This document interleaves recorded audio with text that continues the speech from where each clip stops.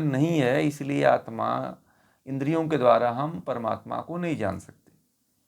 केवल आत्मा ही है जो परमात्मा को जान सकती है। और एक चीज़ आप लोग नोट कर लीजिएगा ये बात कि यदि ब्रह्म को जानना है तो सबसे पहला जो यदि कुछ आप अचीवमेंट प्राप्त करोगे तो वह पहला अचीवमेंट है आत्मा को जानना, आत्मा का साक्षात्कार करना।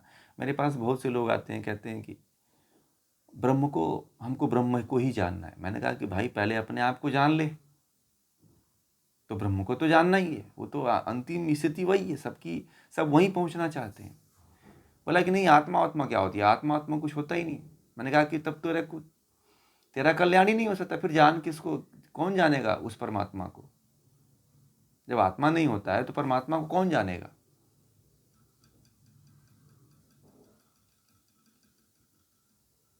चेतना तो उसी के अंदर है ना। इंद्रियों से, यदि उपनिषद के ग्रंथों में आप लोगों ने पढ़ा कि जब सभी में झगड़ा हो रहा था तो प्राण ने क्या कहा कि रुको, मैं इस अपने श्वास को रोक करके और इस आत्मा को ही निकालता हूँ। तो प्राण जब 2-4 मिनट के लिए सबको रोका, जब रुक गया तो सारी इंद्रियां तड़पड़ाने लगी कि भाई अब तुम्हारे बिना तो हम चल ही नहीं पाएंगे, तुम आ ही जाओ, हम लोग तो जड़ पदार्थ हैं, तुम्हारा ही वर्चस्व है, हम तुम्ही को पूजा करते हैं। और उपनिषदों में इसमें कई ऐसे मंत्र हैं जो प्राण की, जिसमें स्तुति की गई है कि नहीं है? प्राण की स्तुति की गई है ना।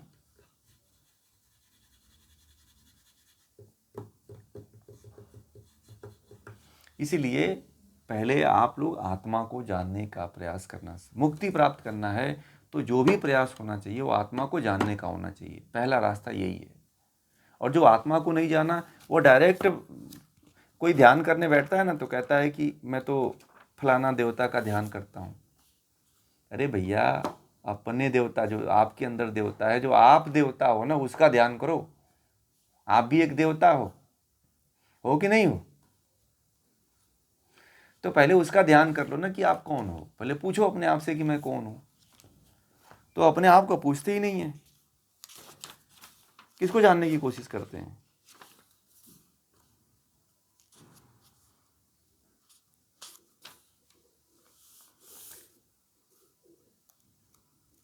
जिसको नहीं, जो हमारे पास भाई, आप लोग सूर्य ग्रहण चंद्र ग्रहण लगता है ना, तो कैसे देखते हो आप लोग? ऐसे जाकर के खड़े होकर देखते हैं आप लोग? किसके द्वारा देखते हैं? चश्मा लगाते हैं ना। हाँ, टेलीस्कोप चश्मा लगाते हैं आदि, तो उसके द्वारा देखते हैं ना। तो अब टेलीस्कोप आपके अंदर कौन है जो दिखा सकता है उस ब्रह्म को? आत्मा है। तो पहले उसको खरीदो, आप लोग उसको लाओ। ठीक है, पहले उस आत्मा को जानो, फिर उस आत्मा को लाओ। उस आत्मा को चश्मे को खरीदिए आप। चश्मा तो लगाना पड़ेगा आत्मा वाला।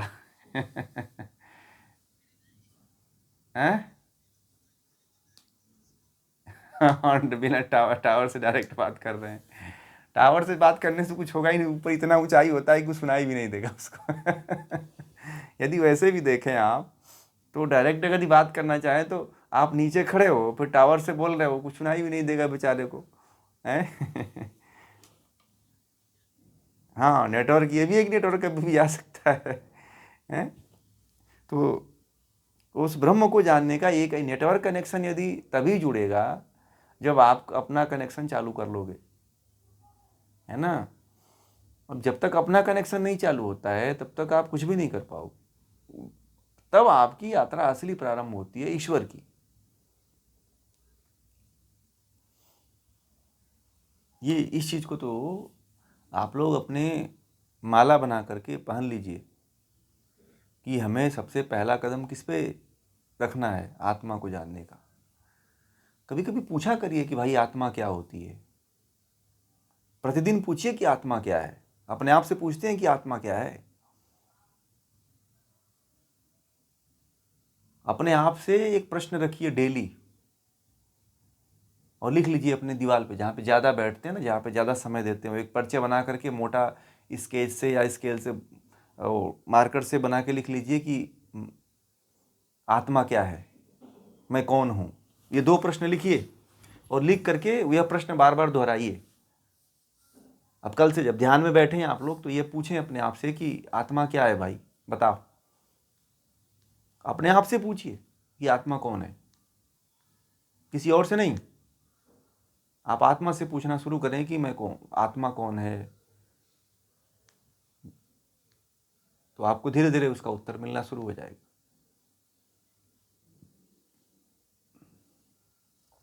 अब ये कामना मत कर लेना कि पड़ोस वाला कौन है भाई, उसके घर में कोई आया है वो कौन है, वो भी पता लगाओ, है ना। कोई आता है अगल बगल में तो लोग उसको 2-4 मिनट, जब तक 2-4 लोगों से मिलेंगे नहीं तब तक पूछेंगे नहीं, तब तक उनको चैन भी नहीं आता कि कौन है, कहाँ से आया है। ऐसा भी है। कुछ लोग बेचैन हो जाते हैं कि भाई पता करो कि वो कौन आया है। अब पूछ लेते हैं तो शांत हो जाते हैं, फिर कहाँ गया, कहाँ कैसे है, कोई मतलब नहीं रहता है।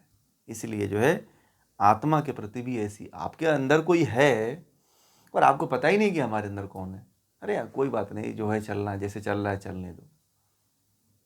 और जो आपको चला रहा है उसको आपको पता ही नहीं कि कौन मुझे चला रहा है कि नहीं। आप पूछो तो आप रिलेशन में बता दोगे कि उससे रिलेशन ये है, उसकी लड़की का विवाह यहाँ हुआ है, फलाने हमारा दोस्त था तो उसका संबंध यहाँ पे था, वो सारा जानते हो आप पूछो 2-4 गांव पड़ोस में, 2-4 दूसरे 10 घर आगे भी पूछो तो सब बता दोगे कि लाइन में फलाना नाम का एक व्यक्ति ऐसा रहता है। आपसे पूछा जाए कि आप अपने मन में कब से रहते हो, अपने शरीर में, तो आपका पता ही नहीं कि मैं कितने साल से रहता हूँ। इस तरह का प्रश्न ही नहीं आता है कभी मन में।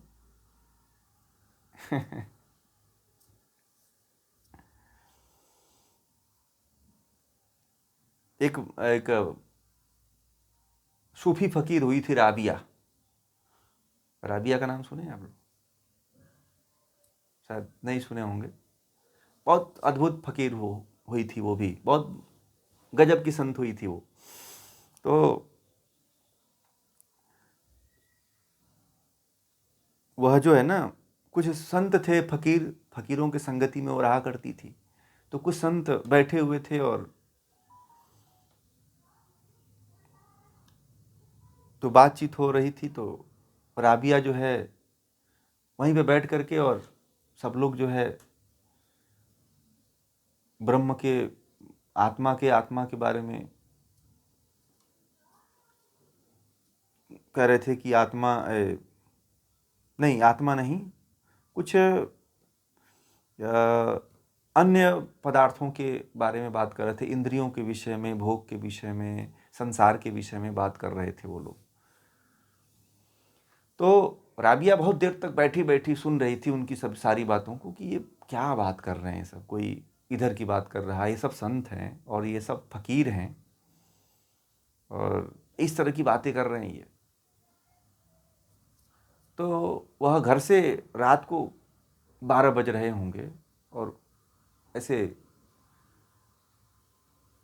मिट्टी के घर थे। तो वहाँ से निकली और बाहर निकल करके, और वह भी जो है जो जुगनू होते हैं ना, जुगनू, जुगनू जानते हैं? नहीं, रात को निकलते हैं वो तो वो रात को पकड़ करके और पकड़ने लगी। अब संत जो उसमें बैठे थे, जो और भी जो फकीर बैठे थे, बोले कि इतनी रात हो गई, राबिया बाहर है, चल के देखा जाए आखिर क्या कर रही है भाई। वो भी अद्भुत ही थी। तो वो देखी कि वह जो है अपने एक जाली नुमा बटुआ, इराक ईरान की तरफ रखते हैं ना वो सब, इस तरफ उन सब देशों में, तो वह जो है ना एक जाली नुमा एक ऐसे बटुआ रखी थी, बटुए में सारे जुगनू पकड़ के डालती चली जा रही थी। ठीक है। तो उनने पूछा कि तुम कर क्या रही हो?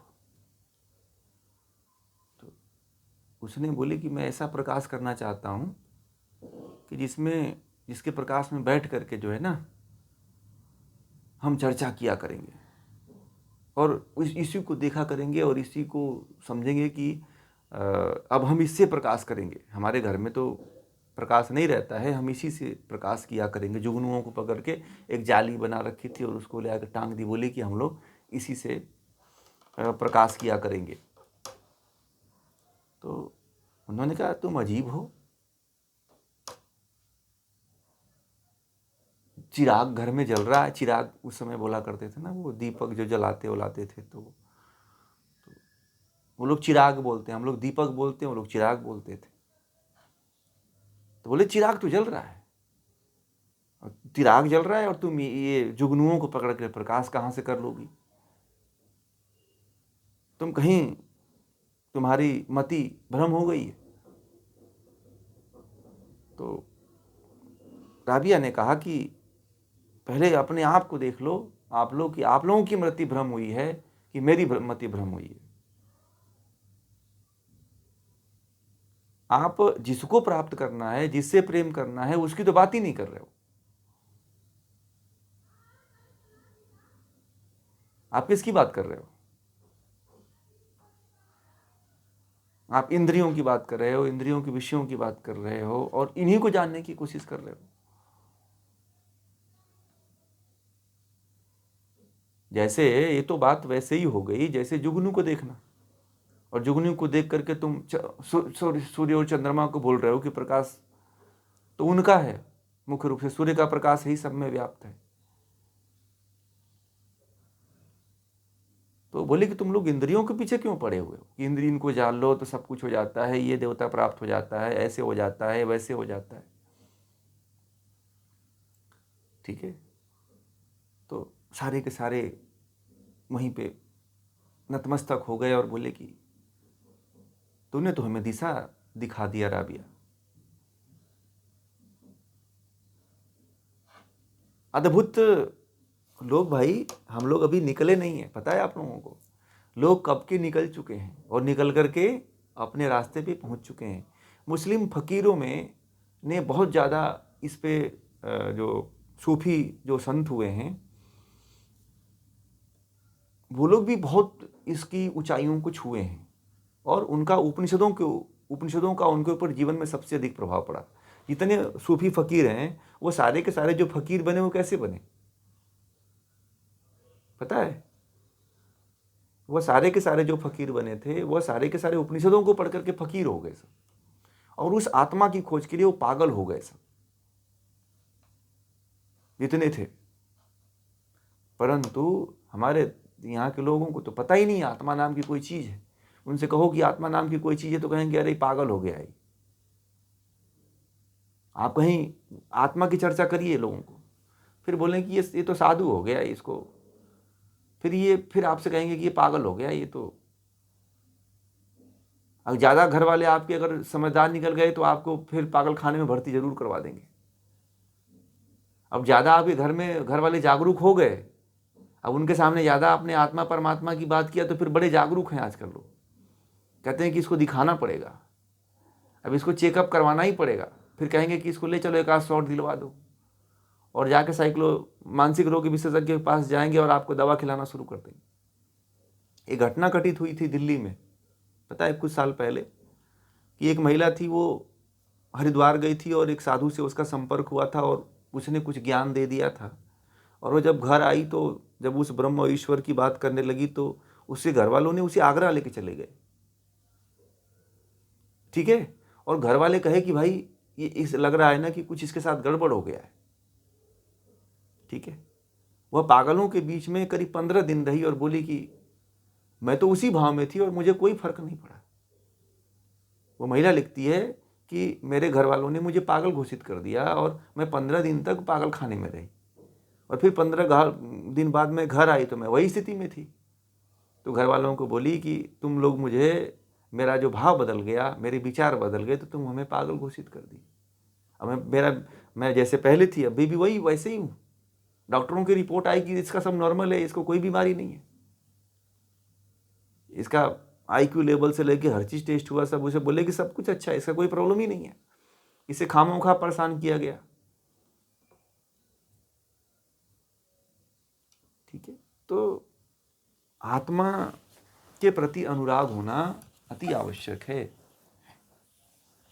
हमारे देश में इन शास्त्रों को न पढ़ने के कारण जो है आत्मा अनुरागी नहीं हुए। आज देखिएगा सबसे अधिक फिल्मी गाने किस पे बनते हैं? सूफी गाने बनते हैं, और लोगों को अच्छे लगते हैं कि नहीं लगते हैं, और सब सुनते हैं, हिंदू हो चाहे मुस्लिम हो चाहे सिख हो चाहे ईसाई, उन गानों को सब सुनते हैं। एक गाना गा रहा था, एक लड़का कोई गा रहा था, कौन सा गाना, कि तुम जो नहीं हो तो कुछ भी नहीं। मैंने कहा कि जानते हो इसका मतलब क्या होता है? बोला कि ये तो अपने प्रेमिका के लिए बताया गया है कि वो नहीं रहेगी तो हम जहर खा लेंगे या हम मर जाएंगे। मैंने कहा किसका अर्थ जानते हो क्या आइएगा? ये कौन सा गाना, कौन सूफी ने लिखा है इसको? बोला हाँ सूफी तो मालूम है, परंतु ये पता नहीं है कि ये क्या है, ये मतलब कि तो जानते ही नहीं हो तुम।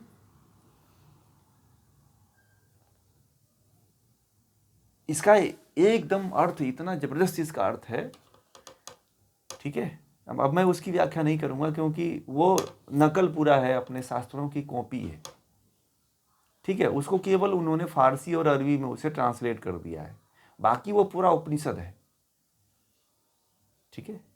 बाकी वो क्या है? पूरा उपनिषद है, और आत्मज्ञान की ही उसमें बात बताई जाती है, और ब्रह्म की बात की जाती है। आत्मा परमात्मा और ब्रह्म की बात जितने भी सूफी फकीर मिलेंगे वो केवल आत्मा परमात्मा की ही बात करते हैं। परंतु जितने हिंदू लोग हैं उनसे पूछे कि आत्मा क्या होती है तो बेचारे वो नहीं जानेंगे, उनसे तो बहुत दूर भागेंगे। उनसे कह दो कि भगवान शिव का भंडारा करवाना है तो फिर तो एकदम भंडारा का नाम ले लीजिए, फिर देखिए बोले कि हाँ हाँ सहयोग पूरा रहेगा मेरा, ठीक है, हर तरह से सहयोग करवाएंगे आपका। भगवान शिव क्या हैं? चाहे शिवरात्रि का देखिए, अभी आने वाली शिवरात्रि, आप देखिए कितने लोग कहेंगे, आप कहिए कि थोड़ा असली शिव को जानो, तो लोग उस शिव की तरफ नहीं जाएंगे, बोलेंगे अरे छोड़ो यार, बाबा जी के यहाँ जलोल चढ़ा देंगे, एक दिन व्रत रह लेंगे, शकरकंद खा लेंगे, दूध पी लेंगे, मूंगफली भून के खा लेंगे, और फलाहारी खा लेंगे, व्रत हो जाएगा। अब उसी दिन तो मज़ा आता है लोगों को खाने पीने में, एक आध दिन मिलता है, अवसर मिलता है, उसमें भी लोग तो आत्मा परमात्मा की बात और ईश्वर को या ब्रह्म की बात कोई थोड़ी करता है। उस दिन तो ब्रह्म की चर्चा होनी चाहिए, ईश्वर की चर्चा होनी चाहिए, आत्मा क्या है उसकी चर्चा होना चाहिए, उसकी सत्संगति होनी चाहिए। परंतु ऐसा भी नहीं होता। आजकल के बड़े बड़े गुरु भी जो है ना फंक्शन करवाते हैं, नाच नचवाते हैं, फंक्शन करवाते हैं, तो उससे कोई थोड़ी ब्रह्म को जान पाएगा। किसी की यात्रा थोड़ी पूर्ण होने वाली है भाई। भगवान शिव को इसीलिए तो आप लोगों ने शुरुआत में ही पढ़ा भगवान शिव क्या है, तो भगवान शिव सर्वश्रेष्ठ हैं। क्यों उनको सर्वश्रेष्ठ कहा गया है? कि उन्होंने जितने भी ज्ञान हैं हठयोग के, सभी ज्ञान के जन्मदाता कौन है? भगवान शिव हैं। इसीलिए उनकी पूजा जो है सर्वत्र की जाती है। बहुत बड़े योगी हुए हैं, इसलिए उनकी पूजा सर्वत्र होती है। इसलिए नहीं होती है कि वो जो है भोला हैं, वो सर्प धारण करते हैं, वो गांजा पीते हैं, भांग पीते हैं, अगर बम बम बम बम बम ऐसे करते हैं। तो ये सब लोग अपने मन गढ़ंत सब बना लिए हैं। इतने आप लोगों को प्रत्यक्ष रूप में यदि देखना है तो इतने ग्रंथों को हठयोग के पढ़ लिया, 7-8 ग्रंथों को आप लोगों ने पढ़ लिया, तो उन सभी ग्रंथों में कहीं ये दिखाई दिया भगवान शिव के बारे में कि गांजा भांग तो नाच तो ये तो फलाना तो ढिकाना, या माता पार्वती का कहीं ऐसा स्वरूप देखने को मिला? ऐसा भी नहीं है कि भांग पीस रही हैं और भोला पी रहे हैं, ऐसा भी कहीं लिखा हुआ मिला? और जितने गाने वाले हैं सब क्या करते हैं कि पार्वती जो है भांग रगड़ रही हैं और भगवान शिव पी रहे हैं। आजकल वैसी पत्नी मिल जाए तो लोग कहेंगे बहुत बढ़िया, मैंने मेरा बड़ा पुण्य रहा होगा पूर्व जन्म का। है कि नहीं?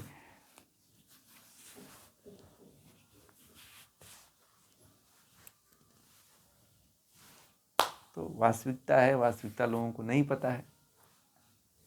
अब इसको पढ़िए आप लोग, फिर समझिए तो आत्मज्ञान की तरफ बढ़ेंगे आप लोग। ठीक है, तो इस विषय को हम लोग यहीं पूरा करते हैं। ठीक है, और कोई प्रश्न आप लोगों का है इसमें तो नहीं समझ में आया हो?